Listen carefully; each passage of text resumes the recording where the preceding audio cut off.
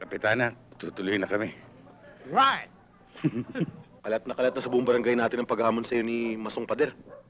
Kung pansinin yun, puro hangin lang yun. Hindi ho, Chairman. Lumalabas ho, parang nakakalalaki.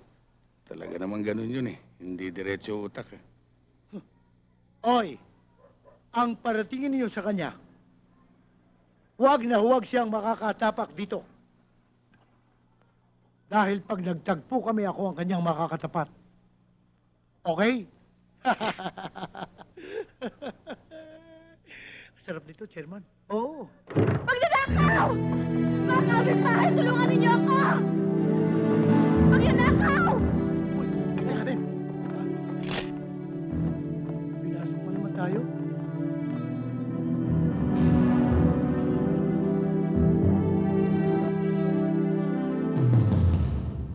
Kasi siguro niyo bang walang nakalpas? Hello, Chairman. Kagabi pa ho. Nabantayan na namin lahat ng mga lugar na dapat nilalabasan. Natitiyak ho, nandito pa sila hanggang ngayon. Sa Bugano, may tao pa rin tayo. Oras na mahuli ang magnanakaw na yan. Ipasusuka ko sa kanya lahat ng nawawala dito, lalo na yung gamit ko sa kalesa.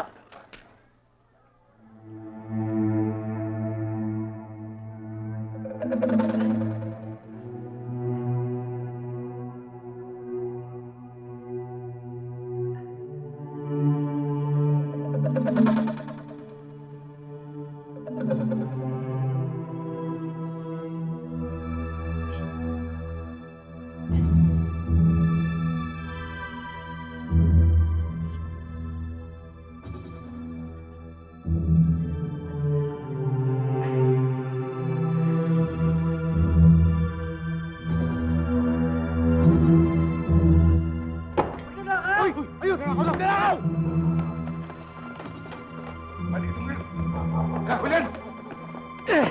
Hoy! Tigil! Dito! Tigil! Hoy! Marangin yan! Marangin yan! Hoy! Tigil! Hoy! Tigil! Marangin yan! Hoy! Tigil! Tigil! Kapitana! Bakit? May magnanakaw sa eskinita! Ha? Puntahan natin! Hoy! Hoy! Ano? Ha? Ano? Bakit yan? Tama na yan! Dalhin niyo na yan! Hoy! Ano ba kung to? Lambing! Huwag kang makialam. Kasi Kapitana, itong dalawang magnanakaw na ito, madalas kaming looban doon sa may amin. Sa inyo, bakit kayo nandito? Eh mangyari ho, Kapitana, dito sila tumakbo, natural lang, dito namin sila habulin. What are you looking at? Lambing? Huwag kang makialam, Ay. kuya. There seems to be some problem here. Ano ba ang problema, Kapitana? This is Barangay Mariposa. And as you know, I am the chairperson here, right? Right! Alam naman ho namin yun. Then you should also know that because the suspect was found here in my jurisdiction, he is under my custody, right? Right Right. again. Huwag kayong mag-alala, Kapitana. Itong dalawang ito, dadali namin sa presinto. No. He's under my jurisdiction. Therefore, ako magpapadala doon sa presinto. Right? Again? Right.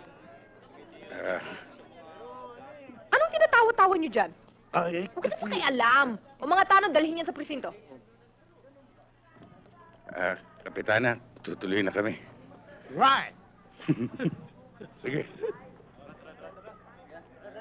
Kuya, ano ka ba? Kanina ka ba kalabit ng kalabit? Ano ba problema? pabihira ka naman eh. Tignan mo nga mukha mo. Ang ulo mo, puro-puro nuloy. Nakakaya sa mga tao ah. Tignan mo.